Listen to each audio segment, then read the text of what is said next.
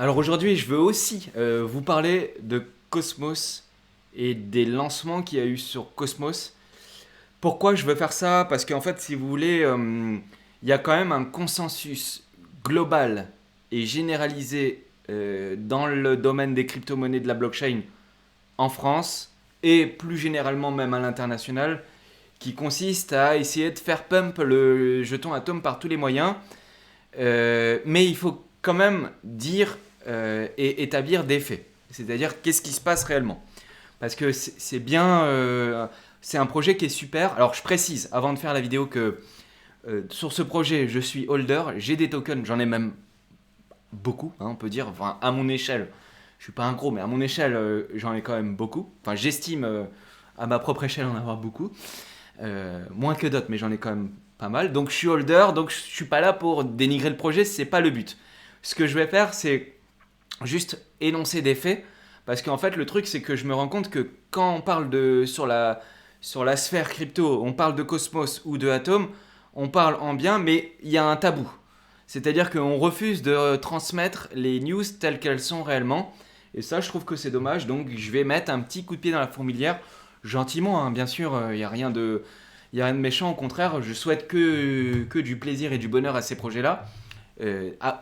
Au même titre que je suis holder, donc je le répète. Donc là, sur Cosmos, il y a eu des événements et j'aimerais vous parler alors de deux choses. La première, c'est que il y a 2 jours, donc c'était le 6 mars soir. Donc la blockchain, en fait, sur la blockchain Cosmos et notamment avec le wallet Kepler que vous voyez en haut à droite, les transactions elles étaient bloquées. Si vous vouliez faire une transaction sur la blockchain Cosmos, c'était alors j'allais dire c'était down, c'est faux, c'était pas down, c'était très ralenti, à tel point que si vous vouliez passer une transaction, même avec les fees, donc les frais du réseau au maximum, ça passait pas. C'est-à-dire que vous envoyez une transaction à Mouline, il vous dit ouais c'est bon, et puis après vous renvoie les fonds 1 heure après, ou voire même, moi ça a duré même jusqu'à 2 heures après, il vous les renvoie en vous disant échec.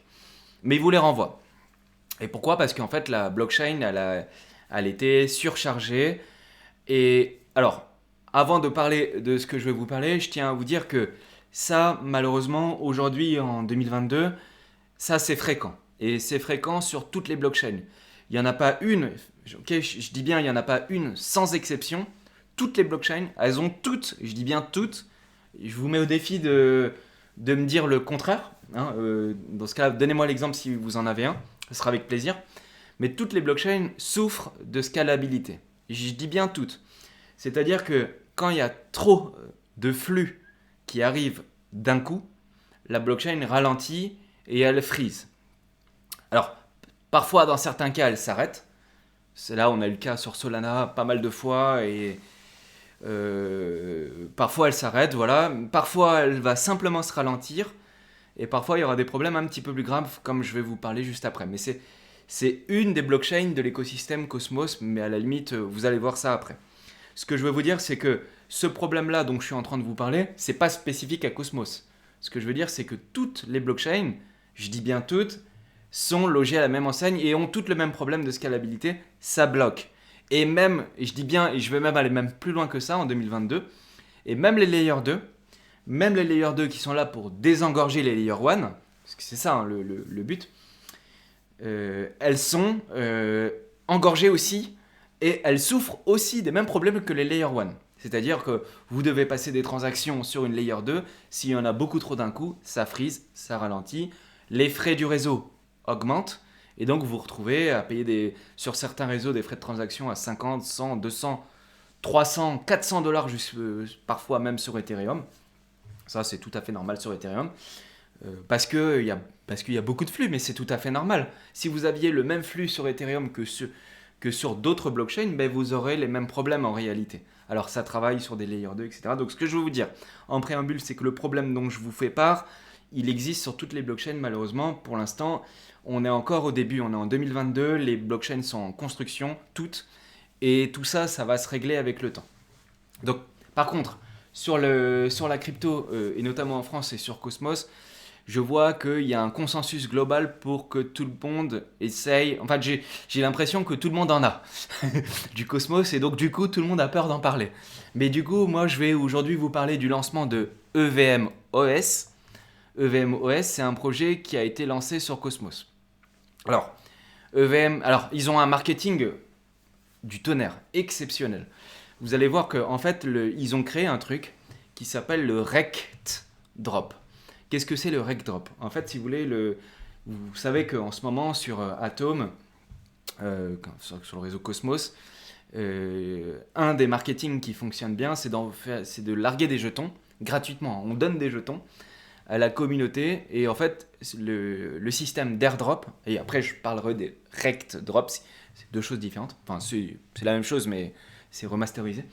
Et en fait, on donne un airdrop, c'est-à-dire qu'on donne des jetons à une communauté qui est déjà sur Cosmos dans le but que les personnes qui sont sur Cosmos viennent utiliser le projet sur lequel on va lui donner un petit peu de jetons pour que derrière ils viennent utiliser le projet, l'utiliser, quoi. On va dire ça comme ça.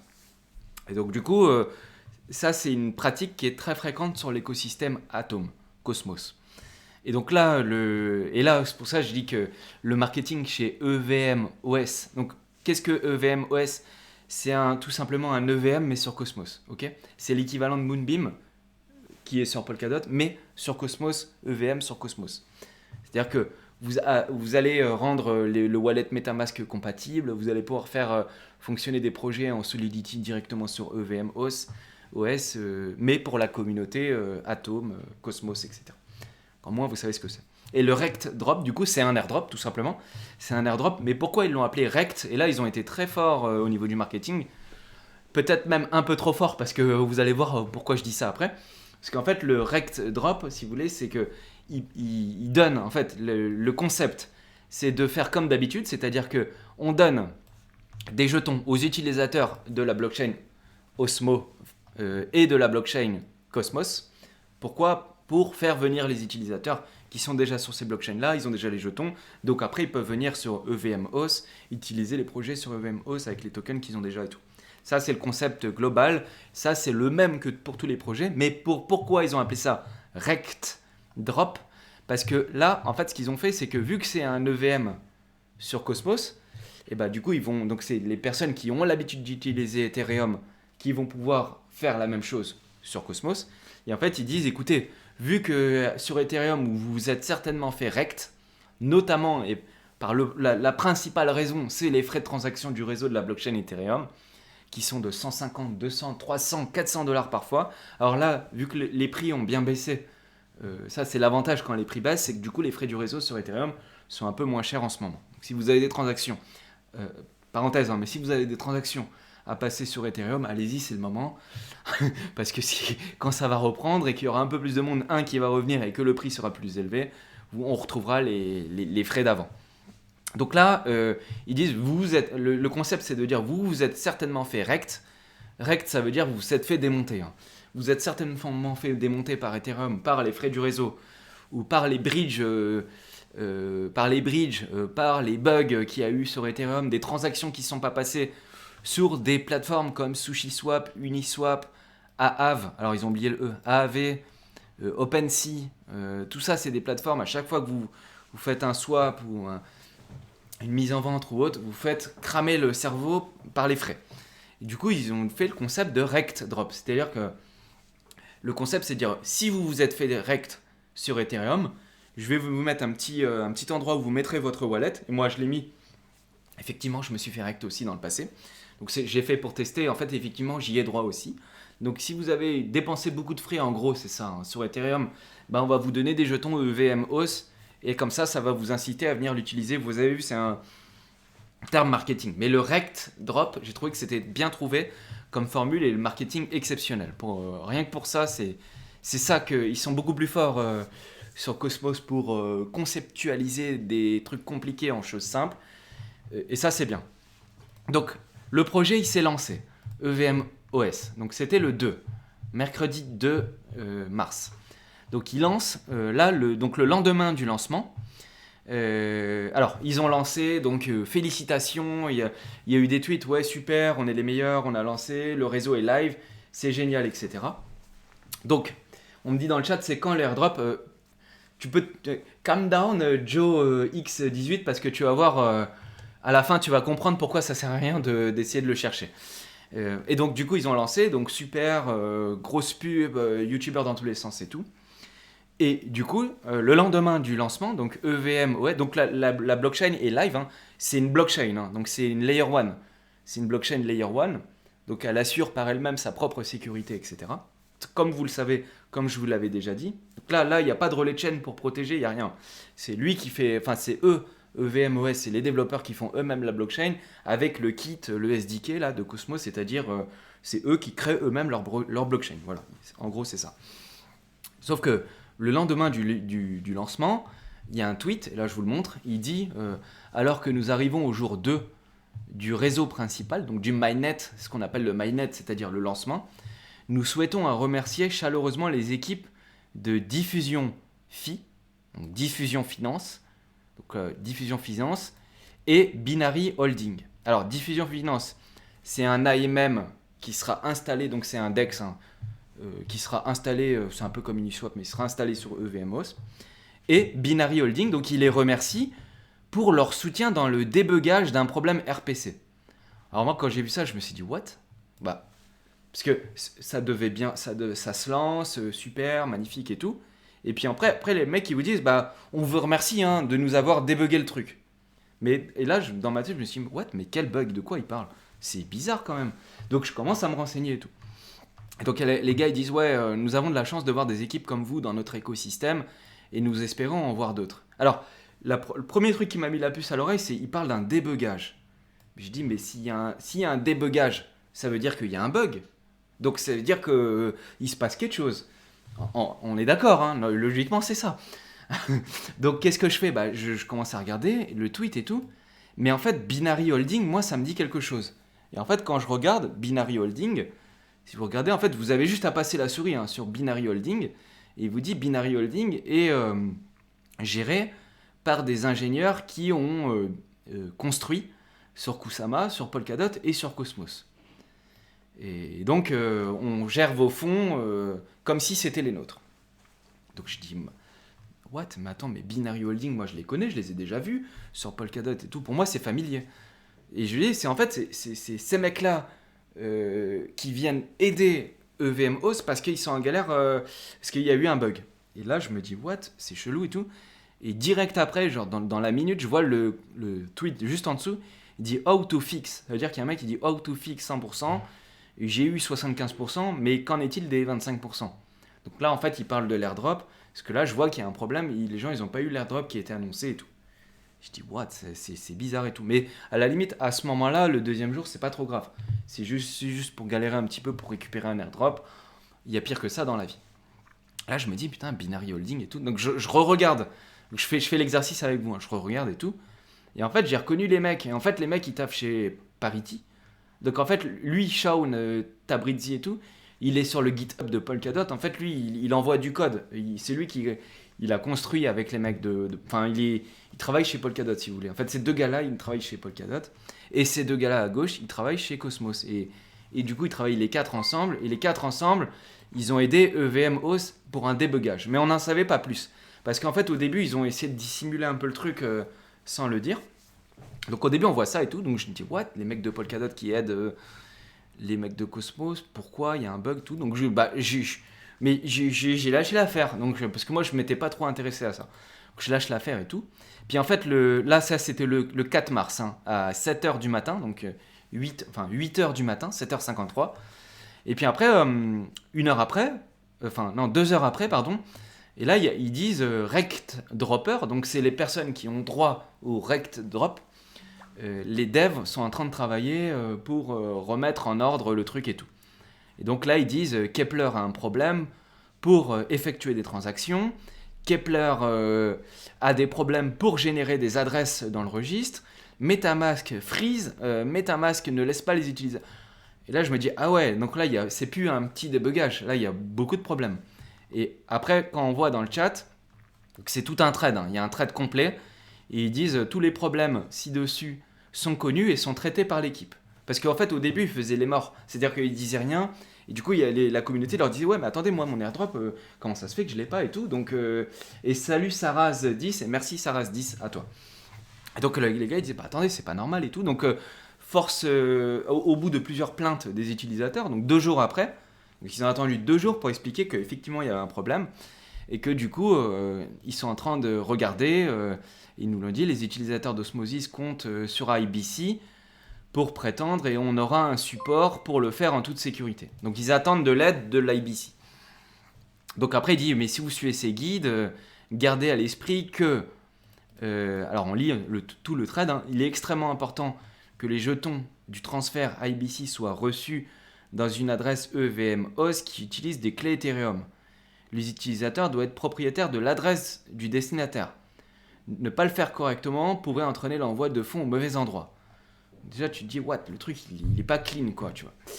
Et, donc après, il continue, donc le thread, et il dit, nous publierons notre propre guide pour aider les gens à réclamer par des voies alternatives et tout. Donc ça, c'est bien. Il dit, bon, bah, ils sont dessus, ils vont le régler, tout va bien et tout, et c'est pas grave, ils vont mettre un truc alternatif, et ça va fonctionner très bien et tout. Et merci à Kenny The King, bienvenue à toi. Donc jusque-là, on se dit, bon, bah finalement, ça va, c'est pas trop grave. En fait, qu'est-ce qui se passe? On prend du recul, qu'est-ce qui se passe? Ils ont lancé leur nouvelle blockchain, donc elle est opérationnelle, elle a produit des blocs, tout ça. Ça fonctionne, donc ils produisent les blocs et ils les valident eux-mêmes. Hein. C'est le concept, ça, c'est le concept de Cosmos qui est différent au niveau de la sécurité sur Polkadot, parce que c'est souvent, on parle de cette blockchain-là.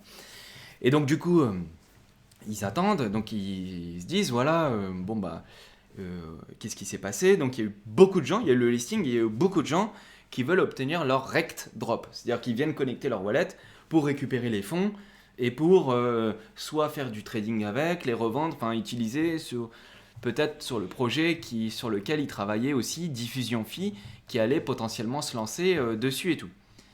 Et puis donc du coup, vu qu'il y a eu trop de gens, ben, ça freeze, ça marchait pas, et puis après, ils disent que non seulement ça marchait pas, mais après il y a un problème avec Kepler, problème avec la génération d'adresses, problème avec MetaMask, problème avec les EVM, transactions EVM et tout. Ça fait beaucoup de problèmes. Donc jusque-là encore, bon bah, si c'est pour juste récupérer un airdrop, c'est pas trop grave. Donc en fait, qu'est-ce qui se passe? Donc ça, c'est toujours 2 jours après le lancement, le 4 mars. Donc qu'est-ce qui se passe? Et là, je vois, en fait, juste après, hein, c'était juste après, là, c'était quoi? 9h57. Et là, c'était le matin, donc à 10h du matin, et à 16h l'après-midi, donc 6 heures après, il y a un tweet de EVM-OS, il dit, ouais, EVM-OS now support, donc EVM-OS prend en charge maintenant le stacking Cosmos avec Ledger et le portefeuille MetaMask. Sauf que 6 heures avant, ils disaient que ça marchait pas. Et donc 6 heures après, ils disent, bon bah, en gros, ils disent, bah, ça marche pas, on va revenir vers vous pour vous expliquer une méthode alternative et tout. Mais 6 heures après, ils disent, on a mis ça, on peut faire du stacking avec MetaMask et tout. Et là, je me suis dit, what? Le truc, de fait, ce qu'ils auraient dû faire, c'est d'abord réparer, et après, mais en fait, si vous voulez, c'est comme si vous aviez un château de cartes, où non, on va dire autre chose, parce que c'est péjoratif de dire château de cartes. On va dire si, admettons que vous construisez une maison, et donc vous faites les fondations, sauf que les fondations, c'est un peu, c'est pas droit, il y a quelques petites vagues, mais c'est pas trop grave à la limite et tout. Et par-dessus, ils construisent, mettent les parpaings et tout, sur un truc qui est un peu, qui bouge un peu. Bah là c'est chaud parce que le truc il marche pas et on rajoute dessus du stacking avec Ledger, avec portefeuille MetaMask et tout. Là je me suis dit ouais, aïe, bah bon bah s'ils font ça, c'est que ça a l'air de marcher finalement. Et donc du coup là c'était donc à 16h le 4 mars. Et là après plus de son, plus d'image pendant 24 heures, sauf que pendant ce temps-là les gens sur Telegram et tout, c'est vraiment du, comment on dit, du Bitcoin en direct fait des annonces importantes, on me dit dans le chat. Bah, on regardera après. Et donc là, du coup, le lendemain, il dit « Salut tout le monde, nous apprécions vraiment votre patience et nous travaillons pour résoudre les problèmes existants avec la réclamation des airdrops pour les utilisateurs du registre plus Kepler Wallet.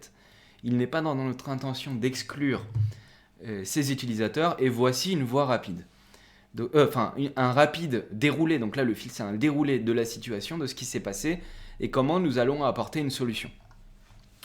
Donc là on va regarder mais vraiment rapide parce qu'en fait c'est pas très intéressant parce que c'est technique.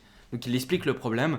Ils disent en fait la chaîne Cosmos, ils utilisent d'habitude le même type de clé pour Cosmos. Donc c'est normal, Cosmos avec une clé Cosmos. Sauf qu'ils disent EVMOS utilise une clé Ethereum pour les outils Ethereum. Jusque-là, tout va bien. Sauf qu'ils disent qu'en fait, en gros, que ça entraîne la génération d'une adresse qui est différente que celle qui aurait été générée si Evmos avait le type de clé Cosmos. Donc en gros, on peut dire que c'est un bug, c'est une concaténation. Enfin, ça génère pas les adresses correctement. Donc c'est quand même un gros bug. Donc qu'est-ce qui se passe? Donc là, ils racontent tous leurs tweets et tout. Ils disent voilà, found are safe. Donc vous êtes safe et tout. Donc ils disent voilà, je vous présente un GitHub, tout ça, etc. On travaille dessus. Enfin, je vous la fais courte, mais en gros, on travaille dessus, ça va être réparé, t'inquiète et tout. Donc ça, c'était le 5 mars. Et donc là, pendant 2 jours, il s'est passé plus rien, sauf qu'il y a toujours les mêmes problèmes et tout. Et 2 jours après, donc là, c'était le 7 mars, donc c'était hier, hein, le 7 mars. Là, il y a Evmos qui dit, et là, vous allez voir, c'est là où tout le truc, c'est la chute de l'histoire. Le terme est bien utilisé. Le réseau Evmos est en cours de mise à jour. Veuillez patienter et rester à l'écoute pour les mises à jour. Donc en fait, qu'est-ce qu'ils ont fait? Ils ont dit qu'en fait, ils font une mise à jour sur la blockchain. Donc en fait, comme ça, ils ont dit voilà, mise à jour, on fait une mise à jour pour que tout refonctionne correctement. Donc attendez, ok, on met en pause, attendez, on met à jour et on refait fonctionner le truc et tout. Et donc ça, c'était donc hier à 14h20. Et 1 heure après, donc même un peu plus, 1h30, 1h30 après, ils disent la mise à jour du réseau a échoué. La chaîne est donc stoppée et arrêtée pendant 24 à 48 heures. Donc la blockchain est down. EVMOS, pour l'instant, c'est down, c'est arrêté. La mise à jour, elle n'a pas fonctionné, il y a des bugs. En gros, ils s'en sortent plus. Les pauvres, comment dire, je leur souhaite qu'ils y arrivent très rapidement, mais du coup, c'est compliqué parce que là, il y a quand même beaucoup de problèmes qui arrivent d'un coup. Et que donc, du coup, ils disent bon, c'est down, on va attendre 24-48 heures, on va rassembler toutes les infos qu'on a en notre possession et aucune transaction ne pourra être fonctionnée, etc. Et du coup, ils ont dit nous n'avons pas toutes les réponses pour le moment, mais nous devrons bientôt avoir une idée globale de ce qui n'a pas fonctionné. Donc là, on peut dire que c'est un peu inquiétant parce qu'en fait, c'est down, mais ils savent pas pourquoi c'est down. Donc là, c'est chaud. Donc du coup, ils ont mis pause et ils ont dit voilà, on arrête les dégâts, on attend et quand on aura toute le fin mot de l'histoire et la solution, là, ils vont le remettre, etc. Et donc du coup, ils disent compte tenu des commentaires de la communauté. Donc ça, c'était le lendemain encore. Donc ça, c'était aujourd'hui, ce matin, hein, 9h30. Donc le 8 mars, si vous regardez ça après en rediff, le 8 mars aujourd'hui à 9h35, ils disent compte tenu des commentaires de la communauté, EVMOS ne sera pas en ligne pendant au moins les prochains jours. On travaille sur un post-mortem pour l'incident qui a provoqué l'arrêt de la blockchain. Il est en cours de révision interne et sera publié prochainement. Donc voilà, malheureusement c'est pas glorieux, disons que c'est dommage, en fait, mais ça peut arriver, un lancement. Et quand je vois ça, je me dis que finalement, et c'est ce que je vous avais dit avant de lancer la vidéo, pour ceux qui étaient là, finalement, il y a un dicton et un proverbe qui dit quand on se regarde, on se désole, quand on se compare, on se console. Parce que si ça, écoutez bien ce que je vais vous dire, parce que là, mettez-vous à la place du truc, et si ça s'était arrivé sur Moonbeam ou sur Astar, qui est lui aussi un EVA, mais qui fait la même chose, mais sur un réseau différent, qu'est-ce qui aurait été dit par la communauté globale, totale et complète, main dans la main? Qu'est-ce qui aurait été dit? Je vous fais pas un dessin, mais là, ça aurait tapé fort. Donc là, personne ne parle de VMOS. Je le fais avec plaisir. Voilà, le but, c'est pas de dire du mal, parce que je leur souhaite qu'ils y arrivent rapidement et que je leur souhaite que ça soit un succès rapide et qu'ils réparent ça vite et qu'on oublie rapidement ce problème. Ça arrive à tout le monde d'avoir des problèmes. tout le monde a le droit à l'erreur. Je veux dire, je suis pas là pour taper hein, sur le truc. Ce que je veux juste dire, c'est que comme en ce moment, il y a quand même un espèce de tabou, hein, si on peut dire ça comme ça. Et du coup, moi, je suis quand même obligé de. Enfin, c'est pas que je suis obligé, mais je veux quand même vous en parler. Parce que quand souvent, nous, on se regarde et on s'autocritique. Par contre, sur Atom, EVMBOSS ou d'autres, il y a beaucoup moins de critiques. Donc c'est pour ça que c'est important de dire ce qui se passe sans taper dessus. Hein. C'est vraiment juste. Voilà, on regarde ce qui se passe, c'est juste des faits. On fait aucun jugement de valeur, juste on regarde ce qui se passe. Mais si ça va eu lieu sur Moonbeam ou Astar, à mon avis, on se serait fait casser toutes les dents. Parce que je veux dire, déjà, on nous dit que le réseau c'est pas génial et tout, mais en tout cas, que ça soit sur les deux que je viens de vous citer, ça a été un grand succès, ça fonctionne du tonnerre, nickel, etc. Alors, parfois, il y a aussi des ralentissements sur certains. Comme je vous disais au début de la vidéo, ça arrive sur toutes les blockchains, et donc ça peut arriver. Donc voilà, j'espère que la présentation des faits de ce qu'il y a eu vous aura plu. Voilà, c'est de l'information.